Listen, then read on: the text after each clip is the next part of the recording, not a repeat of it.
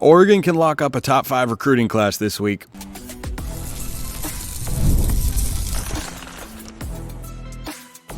You are Locked On Ducks, your daily podcast on the Oregon Ducks. Part of the Locked On Podcast Network, your team every day. Yes, it is that time once again for Locked On Ducks. I'm your host, Spencer McLaughlin. Thank you so much for making this your first listen or your first view of the day. Part of the Locked On Podcast Network, your team every day, and your daily source to stay up to date with the Ducks, which is why, if you have not already, please like, comment, subscribe, rate, and review wherever you listen to or watch this show, which today is brought to you by our friends at Game Time. Download the Game Time app, create an account, use code LOCKEDONCollege for $20 off your first purchase. Terms apply. Dillon Gabriel is now the favorite to win the Heisman. Yeah, we're going to talk about that. And is Oregon in the best conference in the country, or is it the one whose helmet logo you might see behind me here on YouTube? No, I'm not announcing any other realignment moves. Fear not, Oregon is still in the Big Ten. But I'm doing the show from SEC Media Days in Dallas this week, so nothing to announce other than Oregon's recruiting has got another opportunity this week. And June was very good to the Ducks on the trail. And early July with DeCorian Moore has been very good to the Ducks on the trail. They currently have the 4th best class in the 2025 cycle, according to 24/7 Sports. And they trail only a handful of heavy hitters, Georgia among them. And I think that for Oregon, they are really well positioned to get a top 10 class guaranteed. I really do not see how they miss out on landing a third straight top 10 class. The question is, do they lock in a top 5? And they can this week. So on Wednesday, DJ Pickett, 5-star defensive back out of the state of Florida, he is committing. That's the first name to watch. Second name is on Friday, Trey McNutt, 5-star safety. If you add either of those 5 stars, look, I'm not a class calculator sort of guy, and there's still a ways to go in the process, but if Oregon lands either of these 2 high-profile defensive backs, seems like they will be pretty locked in to getting a top 5 recruiting class. That can change if guys decommit and whatnot, or if other schools pick up a bunch of kids, but with the caliber of players that Oregon has been attracting, and not just getting on campus, having visits to, but also getting to commit, this feels like a place where I can confidently say a top 5 class could be locked up this week.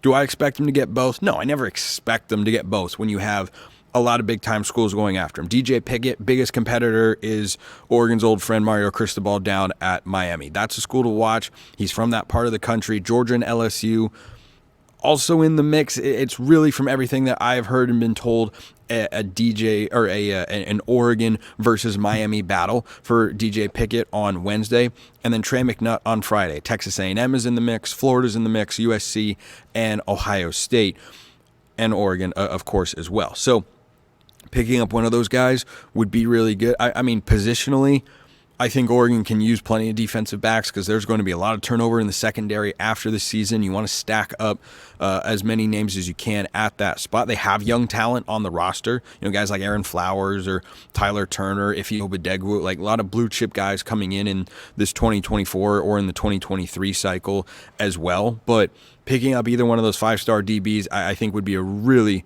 really nice thing to see in the 2025 class, because, you know, Oregon set the program record last year with their recruiting class, finishing 3rd nationally, and guess what?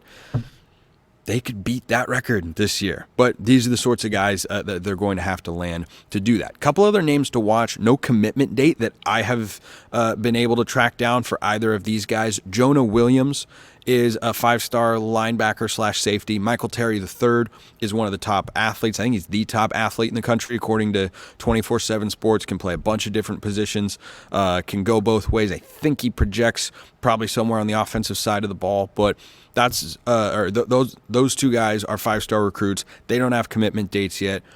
They might drag it out all the way into the season.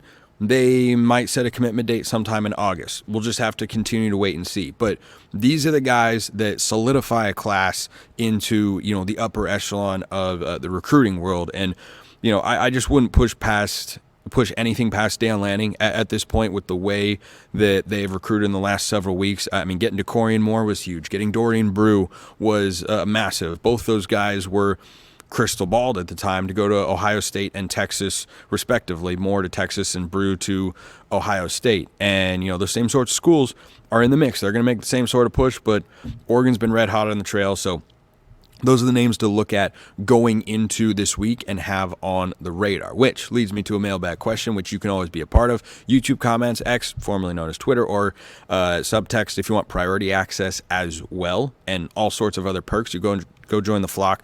That link is in the description below wherever you listen to or watch this show. Free 14-day trial. If you don't like it, absolutely no obligation there. But this question came from Marked Sailor. More to more connection. He's talking 2025. Dante Moore to DeCorian Moore, former 5-star to incoming 5-star.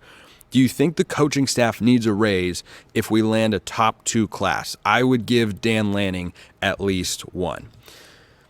I don't know if, a recruiting class is going to get you a raise. I think recruiting classes can be contributing factors to a coach getting a raise, but Oregon has, extended and raised Dan Lanning from his initial contract that he signed with the Ducks, and I think that he's very locked into Oregon.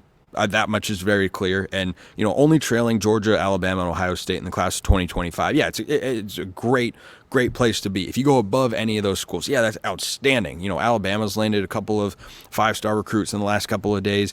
I think they are going to continue being, with Kalen DeBoer there, a recruiting and just football power in general. So if you're hoping that Alabama falls off, I don't anticipate that happening whatsoever. I don't even think he's really going to miss too much of a beat down there in Tuscaloosa.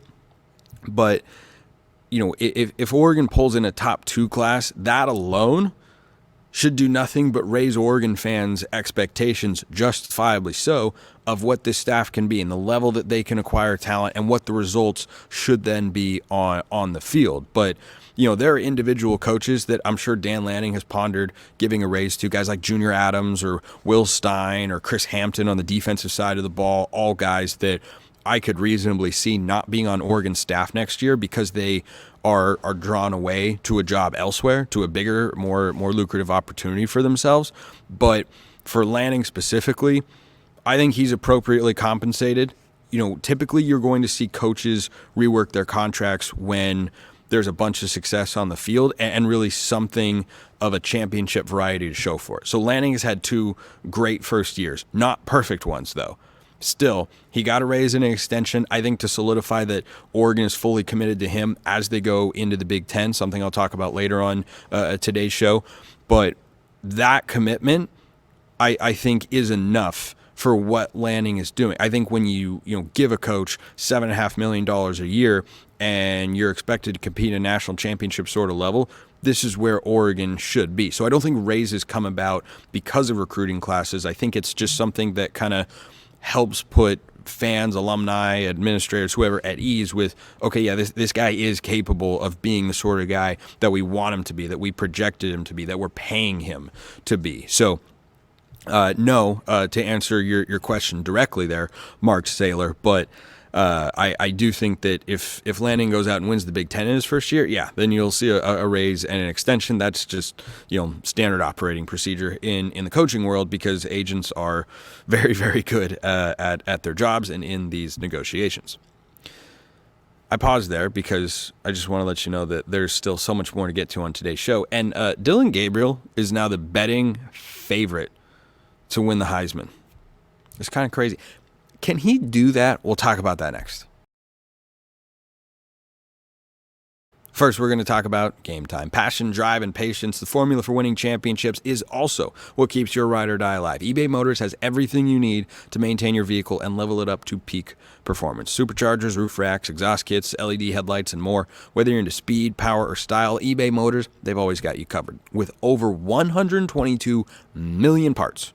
That's a lot. For your number one ride or die, you'll always find exactly what you're looking for. And with eBay Guaranteed Fit, your part is guaranteed to fit your ride every time or your money back. Because with eBay Motors, you're burning rubber, not cash. With all the parts you need, at the prices you want, it's easy to make your car the MVP and bring home huge wins, just like Dan Lanning wants to bring home huge wins for the Ducks this year. Keep your ride or die alive at ebaymotors.com. Eligible items only. Exclusions apply. eBay Guaranteed Fit, only available to U.S. customers. So if you go over to our friends at FanDuel and you check out the Heisman odds, you will now see two names atop the proverbial leaderboard. The two individuals with the shortest betting odds to win the Heisman right now in 2024 are Dillon Gabriel and Carson Beck, the quarterback at Georgia, both plus 750. I am very high on Carson Beck. I am also a Dillon Gabriel fan. For some reason, there are a select few number of fans. It's not the majority, but there are a select few number of fans that are under the impression I don't like Gabriel. I don't know how else to communicate my perspective. I am not taking a shot at him when I say he's not Bo Nix, and I don't expect him to put up those sorts of numbers. But this is a guy who this season I think is completing around 70% of his passes. He did it last year. He was just under 70% at Oklahoma. He had a couple of good receivers in Drake Stoops and Nick Anderson. He had a good offensive coordinator in Jeff Lebby, and he is now coming into arguably the best wide receiver room in all of college football. He's going to have an above-average offensive line. He had a really good one last year.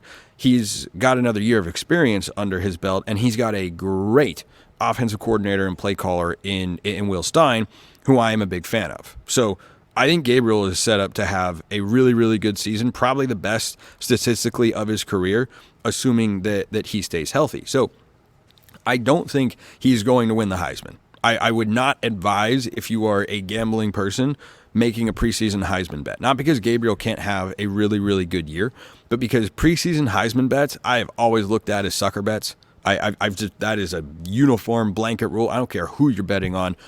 I don't know if there has been a time where the preseason Heisman favorite actually ends up winning. I don't know if Caleb Williams was the top odds guy going into 2022. I know that Jaden Daniels was not that close to the Heisman odds, and I don't think he was top 3 or 4 going into 2023. But guys rise and fall over the course of the season, and it can, of course, as we saw with Bo Nix a year ago, depend very much on team success. I think that situation, that's not the right word for it, but that line where Gabriel is the betting favorite, I think is reflective of two things. Number one, Gabriel is a really talented football player. He's a really experienced football player, and he's got all the tools to be productive. But number two, he's going to be a quarterback on a team that expects to make the playoff. Oregon's playoff odds continue to get shorter and shorter, meaning in order to bet Oregon to make the playoff, to make any money, you'd have to bet more and more because the betting markets are, taking a lot of money, whether from sharps or the public, I don't know, that Oregon is going to be a playoff team. So if you're a quarterback on a high-profile playoff team, and I think the recruiting buzz, frankly, has contributed to this as well. There aren't bodacious posters, but for Dillon Gabriel going up around the country or anything like that. But you have a guy who's going to throw for close to 4,000 yards. I think he could go over that number. I don't know if he's, again, I don't think he's quite as good as Bo Nix. Not a shot. Not a shot. But if you have a guy that, throws for anywhere over 4,000 yards and is on a team that's in the playoff, let's say Oregon goes 11-1 this year and makes the Big Ten championship game, and Dillon Gabriel throws for over 4,000 yards and he totals, over 40 touchdowns, yeah, he'd have a chance. I don't think he would win it. I think you'll have someone that is either on a team that is undefeated or puts up better individual numbers than Gabriel would. But even then, there's still no guarantee. I mean, you look at Michael Penix last year, there was an argument for him to win the Heisman. I mean, he was the quarterback of a team that was undefeated. Jaden Daniels was the quarterback of a team that didn't even make the SEC title game. But Jaden Daniels won because his numbers were that crazy. And that's an unpredictable factor that you can't always, that you just can't know. You can't know until the season gets going which guy is going to rise. You can make an argument for player X, Y, or Z to win the Heisman. You can make an argument for player F to have an under-the-radar season that all of a sudden pops up, and then this team makes a run, and he's capturing the narrative. But so much goes into winning a Heisman Trophy. I mean, Bo Nix would have won it last year if Oregon had beaten Washington, but they didn't. And that's part of my point. You have to have so many factors go your way to win the Heisman Trophy, because you have to have an outstanding individual season. I think in the 12-team playoff, I think you have to be a playoff team unless you put up, Lamar Jackson or Jaden Daniels type numbers, and that's a rare thing, and Gabriel is not as dynamic of a runner as those guys who ran for over 1,000 yards. Like, that's not what he's going to do because he's a much more refined passer, I think, than both of them were in their Heisman seasons, but certainly both were good and productive, to be sure. You have to have the right narrative. You have to have the right team. You have to have the right brand. You have to have people's attention. You have to have played in big games. You got to have a Heisman moment. Like, all these factors, I think it's great that Gabriel's getting this sort of attention because it's good for Oregon. It puts them in the spotlight. It puts them in the sort of conversation. And if Gabriel does have those big games, like, teams want to have, LSU, once they got out of the playoff race last year, they were juicing up Jaden Daniels' stats. They were leaving him in games when they were blowing out, some middle-of-the-road team or below-average non-SEC team because they wanted him to win the Heisman. Why? It's good for your school. It's good for branding. It's good for recruiting. It's all fantastic. But I'm surprised that Dillon Gabriel is there because I think there are a lot of other guys that also are going to have a great shot to win the Heisman. If you put yourself in, what would he need to win the Heisman Trophy? I'd say probably over 4,500 yards of total offense, maybe even pushing. I don't think you have to be towards 5,000, but I think you need around 4,500 yards of total offense when you look at past quarterbacks, and you got to throw for probably at least 40 touchdowns. He threw for 36 last year. He played 12 games. It's completely feasible. And you probably need to run for a handful as well, which I fully expect him to do because, Bo Nix ran a lot last year. Now, Bo's bigger, so he has the quarterback sneak, but Gabriel is proficient. I mean, he's prolific, actually, running quarterback counters, and I think Will Stein will work a few of those into the offense now and then. But, again, just every now and then, someone will push back. Man, why don't you like Gabriel? Why are you hating on Dillon Gabriel? I'm like, man, there's no other quarterback in the Big Ten I would rather have. There is no way. Like, Will Howard's good. He's capable. Dylan Raiola could be great. Aiden Childs could be great. For this 2024 season, if you ask me to do a Big Ten quarterback rankings list, I'm putting Dillon Gabriel number one, and I do so confidently. Like, Will Howard is good. I think he'll have the best season of his career because he's got a great offensive line, good weapons, and great offensive minds in Chip Kelly and Ryan Day. But Will Howard has never completed more than 62% of his passes in a year. Gabriel was close to 70. Like, that's prolific. That is an elite clip. And I think with what Will Stein has done this past year with Bo Nix at 77%, again, an NCAA record, if Gabriel is in the low 70s, I'm not going to be surprised at that at all. Not going to be surprised. Not going to be surprised if Dillon Gabriel has a career year. Does that translate to the Heisman? I don't expect it to, but it's cool to see his name up there anyway. This question came in about Dillon Gabriel from Megan. Could Dillon Gabriel's height be more of an issue for him in the Big Ten and if we were to play a team like Georgia or Alabama in the playoffs? I know we hear a lot about the Big Ten SEC defenses are generally better than those in the Big 12. That's true. Does that include the height of defensive linemen, i.e. could it be harder for him to see downfield or make throws over the defense? So, no is the short answer. I don't think his height is an obstacle to him winning the Heisman per se. Like, yeah, Bo Nix can do the quarterback sneak to get more rushing touchdowns because he's bigger and stronger than Dillon Gabriel. That doesn't mean Gabriel can't run for touchdowns.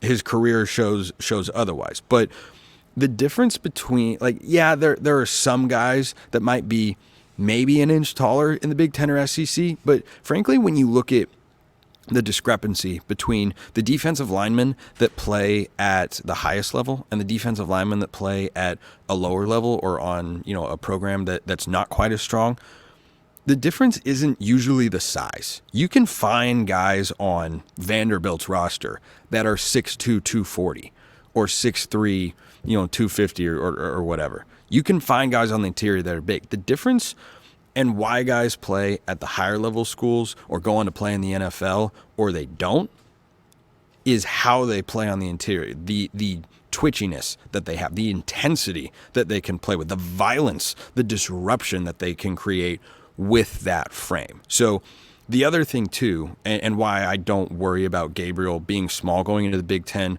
whatsoever, he's a small guy. He's, there was that picture that went around on Twitter a while back, of him and Achilles Smith Jr. Dillon Gabriel is not big.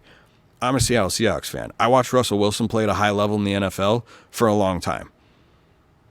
It can absolutely be done. Tua is not a really big guy. Bryce Young is not a very big guy. Bryce Young won the Heisman Trophy. He's not a big guy. He's tiny. Look at him in the NFL. He looks itty bitty. And Dillon Gabriel is certainly he might be the smallest quarterback in the Big Ten. But a guy who has played 5 seasons of college football gives me no pause whatsoever about managing, how he navigates the pocket or how he keeps plays alive. I think he's a little bit stronger. Ryan Winter pointed this out last week. He's a little bit stronger, I think, than most people kind of think of for a guy that small. And he's not, thick built like Jeremiah Masoli, but he is shorter, but he's got a little bit of strength to him. And I think that when you watch him play, like, he's tall enough to see over the line. He makes throws from the pocket. And, certainly he utilizes some deep drops. You saw that at Oklahoma if you watch his highlight film. Deep drops sometimes can be his friend. That's okay. Again, I watched Russell Wilson do it for a very, very long time. I know he's not good anymore, but that model can absolutely succeed. So I don't fear that, going into the Big Ten, he's going to have a bunch of passes batted down. Like, he might have some. He might have more than a guy like, Bo Nix, who's well over 6 feet tall. But is it going to be a major hindrance? The evidence, that's a question you can ask about a quarterback coming out of high school who's not proven. But Dillon Gabriel's a proven commodity. This is a guy who we have seen play quarterback in a power conference for the last couple of years, and he did very well. So I don't worry about it at all. Love the question, though. Love that question. There's another one coming. How about that? The mailbag is just chock full of questions. That's, of course, how it works. So one more question about the Big Ten and whether it's the best place to be. That's coming up next.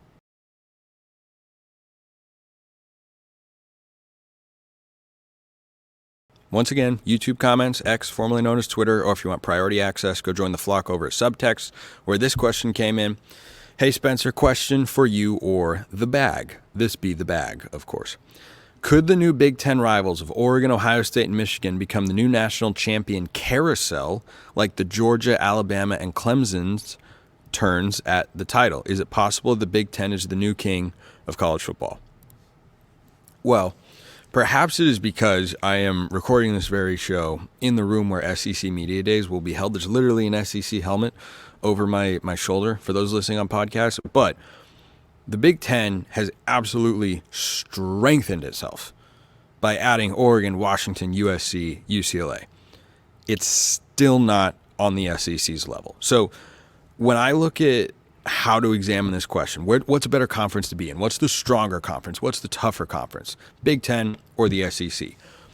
I think about it from the standpoint of how many programs do you have that I could foresee winning a national championship reasonably without dramatic changes in the next 2 to 3 years? So in the Big Ten, that is Michigan obviously just did that, and I don't think they're a national championship team this year, but could they get back to it? Yeah, sure.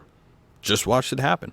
Same sort of formula. They're not going to change the way that they run their operation. So Michigan, obviously. Ohio State, yes. Oregon, yes. USC, the answer is actually yes. For me, I think they can get to that level. Will they? I don't know. They have some questions to answer along those lines, but those are 4 programs that within the next 2 to 3 years, I can confidently say can get to that level. Then there are other programs that, can, but I have some serious questions about. James Franklin and Penn State, the perennial bridesmaid, never the bride in the college football playoff. I think that means they're a really, really good team, really, really good program year in, year out. But can they get to that national championship level?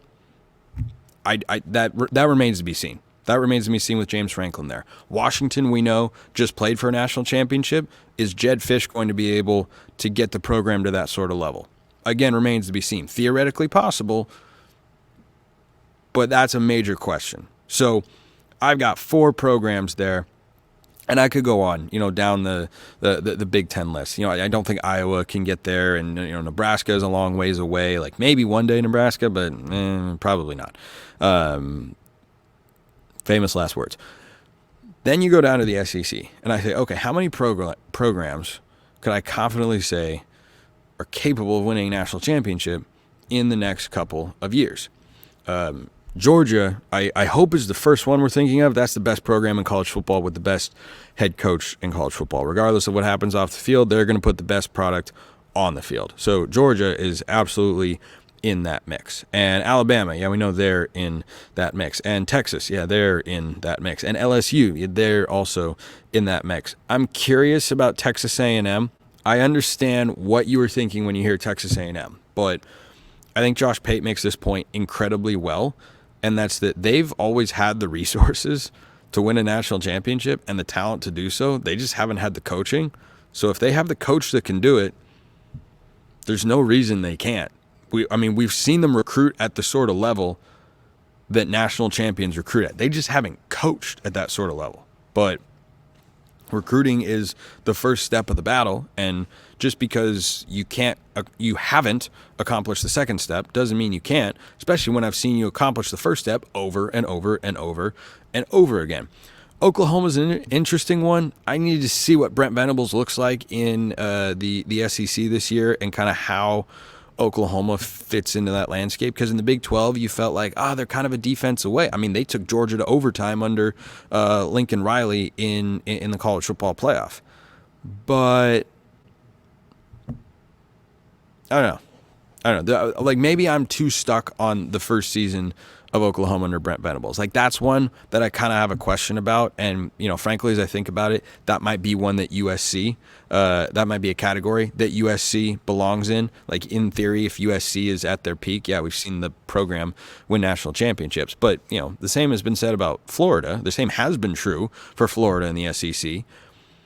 But that's also my point as to why the SEC is still the best conference. There are signs all outside that say it just means more. Well, fact check, true. It does just mean more. And, Tennessee would be one of those kind of border programs. Maybe, possibly. Like, that's kind of a tier 2, potential national title contender if all things go according to plan. Though they did beat Alabama a couple years ago. And that's something that once upon a time felt like it wasn't doable. And now it has been demonstrated that can be done. So I think the Big Ten has got some really, really great programs. And Oregon is a tier 1 program. No questions, no ifs, ands, or buts about it. Are they playing in the best conference? No. I still think that resides in the SEC. And, if you were to do a full conference comparison, like, those are the programs that I'm putting at a national championship or knocking on the door of being that sort of program nationally. If you keep going down the list, I tend to take the SEC programs over the Big Ten. Like, I don't know if it's much of a secret, but the middle and bottom of the Big Ten, not great. Not great the last several years. And I don't think that's going to change dramatically. Washington will be in the middle of the conference this year. USC, I think, will be the best of the middle of the conference. I think they're 8-4, 9-3 this season. I think UCLA is bad. I think UCLA, they're recruiting well, but I don't think UCLA's outlook in the Big Ten for football is very good. I think they are Maryland Rutgers. They are a television market play more than anything else. But does that concern Oregon? Not specifically, no. Because as long as you're in the Big Ten or the SEC, wins are going to be given the sort of credibility that Oregon needs to be a playoff team at 10-2. And I think 10-2 in the Big Ten or SEC gets you in the playoff just about every year. Maybe there are seasons where that team gets left out. I think more likely 9-3 keeps you out of the playoffs. So, is there going to be a revolving door of, just Oregon, Ohio State, Michigan? No, I don't think the Big Ten is the new king of college football, because the best program resides in Athens, Georgia. And look at what we all know what Kalen DeBoer can do as a coach. He did that up at Washington, where he wasn't recruiting very well. Well, now he's at Alabama, and he's recruiting at top 5 level. What do you think he's going to do when he has that sort of talent all over the roster? We saw it a year ago. They had a bunch of NFL players on that roster. Went to the national championship game. What's he going to do when he's got Alabama's resources and recruiting pool? I think he's going to do really, really well. Brian Kelly at LSU is not a slouch. If Sark keeps things rolling at Texas, they've got all the resources in the world that they need to compete. So, no, Big Ten are not the new kings. Is it the best place to be for Oregon? Yes, absolutely. If you're not going to be in the SEC, you want to be in the Big Ten. But no, there's a reason the Big Ten is more likely, I think, to add Florida State and Clemson than the SEC, because I don't think the SEC feels like they need to. Whereas the Big Ten is kind of like, yeah, maybe we just go to 20 teams and, we build the strongest league that we possibly can. And if you add those programs, then you might have the best overall conference. But right now, it's equal footing at the very least, and I'd probably give the nod to the schools down south. Appreciate everyone listening. I'll see you next time. Have a wonderful rest of your day, and go Ducks.